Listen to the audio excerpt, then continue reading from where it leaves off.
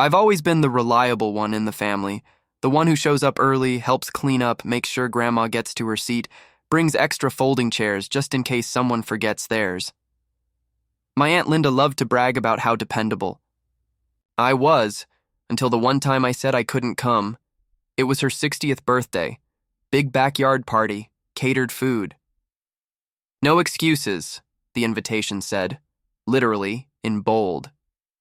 When I texted her a polite decline a week before, she immediately called.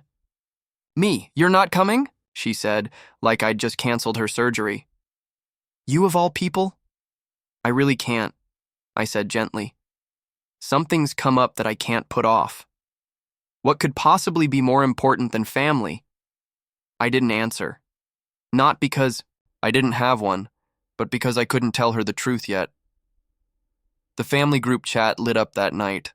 Linda posted a selfie with party decorations, then one from the nail salon, then, "Can't wait to see everyone next Saturday, the meet." Emphasis wasn't subtle. Cousin Jenna chimed in with, "Not everyone, apparently." Uncle Greg added a sarcastic, "Hope your plans are worth it, OP." I muted the chat. It stung more than it should have, but the decision was made. I had to be somewhere else that night, and only one other person in the world knew why. Week passed. The party came and went. Photos flooded social media, laughing cousins, a 3-tier cake, Aunt Linda holding a glass of rosé with that queen of the evening smile. I ignored it all. The next morning, my mom called. I thought maybe she understood. She didn't. She was hurt, honey. I had to lie and say you were sick. I stayed quiet. "Linda said you've changed," my mom continued, "that you've gotten distant. She doesn't know the whole story." "Well, then maybe you should tell her." I couldn't, not yet. Because the thing I skipped the party for wasn't something you text about. It was something you show up for. And in my case, it meant being somewhere no one else in the family even knew existed. What I wasn't ready for, though, was what happened the day after the party. When I got a message that shattered the whole story wide open. Not from Aunt Linda, not from my mom, but from a stranger, and suddenly everyone who had called me selfish was about to find out what I'd really been doing that night and who it was for. The message hit my inbox at 8:12 a.m. the day after the party. Subject, "Thank you." From Jordan C. "You don't know me, but I wanted to thank you for being there for my mom yesterday. She told me everything you did, and she said she didn't know what she would have done without you. I just wanted to say, thank you." Jordan attached a picture. It was of me, sitting beside a woman in a hospital gown, smiling, holding her hand. My hand. That woman was Karen, my former boss, and one of the few people in my life who had ever truly believed in me. Karen had been diagnosed with late-stage cancer 6 months ago. We kept in touch after she retired, and when she found out I lived nearby, we got lunch once a month. Usually quiet diners, always her treat, even when I protested. She never had kids of her own. Just one stepson, Jordan, who lives states away. When her health started to decline fast, she called me, not her family, me. "I'm scared," she whispered on the phone the week before the party. "They said it's spreading faster than they thought. I just don't want to be alone when they talk about the next steps."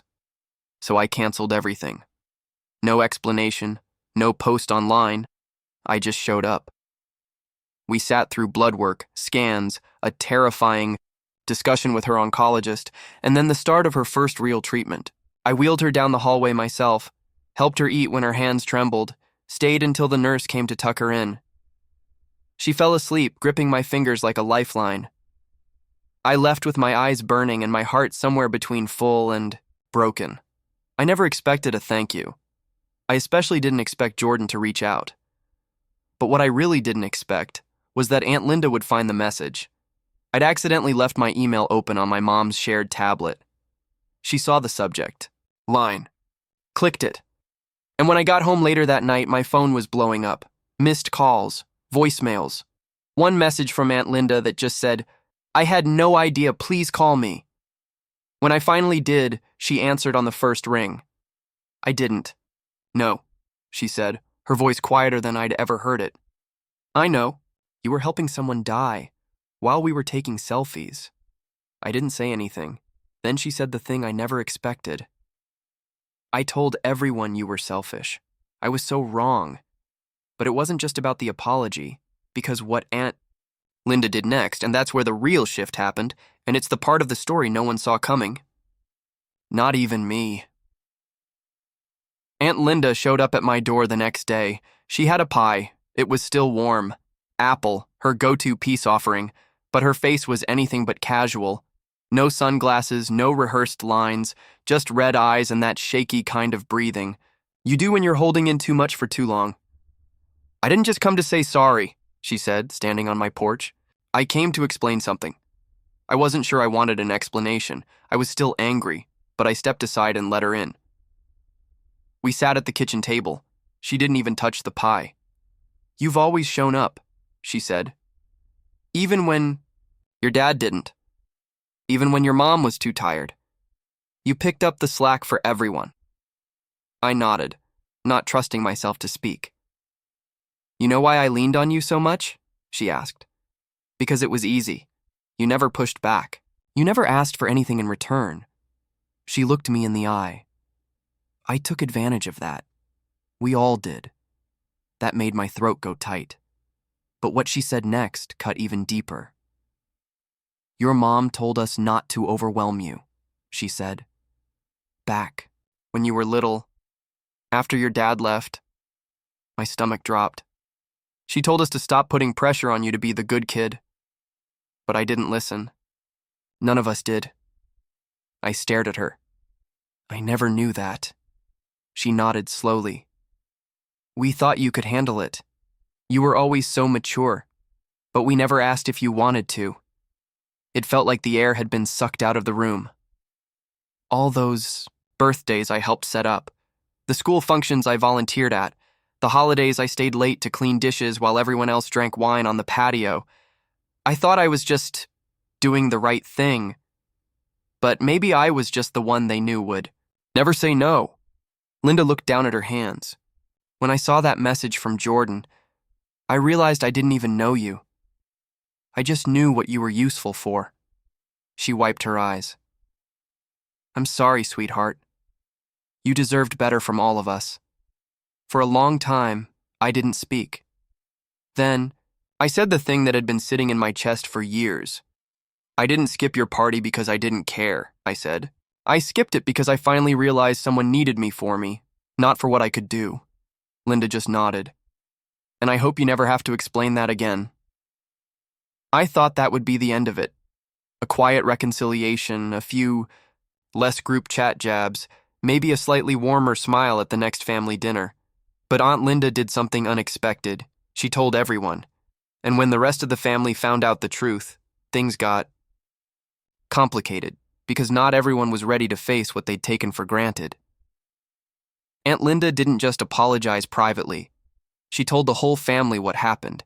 She posted a message in our group chat that began with, I owe everyone an apology, especially OP. She explained where I had been, who I was with, and why she was wrong to call me selfish. She even mentioned Jordan's message and the picture. For a moment, I thought, that's it. That'll change everything. But not everyone took it that way. Uncle Greg responded first. Okay, but why keep it a secret? We're family. You could have just said. Then Jenna added, I mean, sorry she was sick and all, but you didn't have to ghost everyone. The messages trickled. In half apologies, defensive jabs masked as concern. Like I'd disrupted a script they weren't ready to rewrite. It wasn't until my mom chimed in that it really hit me. She wrote, You've been carrying too much for too long. It's okay to stop. We love you anyway. That was the first time I ever felt like someone was actually telling me it was okay to set a boundary. After that, I quietly started stepping back. No more showing up early, just in case. No more being the backup ride, the unpaid planner, the emergency babysitter. Aunt Linda invited me to dinner a month later, just the two of us. She cooked, and this time, I actually sat down and enjoyed the meal while she served. It wasn't dramatic. Just real. And for the first time in a long time, I felt like I was there as me, not as the one holding everything together. Karen passed away a few weeks later. I was with her when it happened, holding her hand, just like that night.